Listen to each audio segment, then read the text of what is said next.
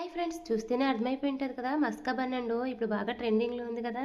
మనం కూడా ట్రై చేసుకుందామా? దానికన్నా ముందు నా వీడియోకి ఒక లైక్, షేర్, సబ్స్క్రైబ్ కూడా చేసుకోండి అబ్బా. ఇప్పుడు 2 బన్స్ తీసుకొని దాని మధ్యలో కట్ చేసుకొని పక్కన పెట్టుకుందాం.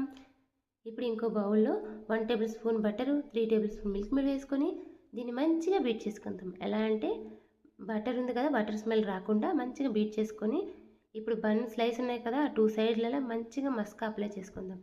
మీకు ఎంత కావాలంటే అంత మంచిగా అప్లై చేసుకొని దీన్ని మళ్ళీ సెట్ చేసేసి అటు సైడ్ కూడా మంచిగా అప్లై చేసుకున్నామంటే మస్కా టేస్ట్ కూడా బాగుంటుంది, చూడడానికి కూడా బాగుంటుంది కదా.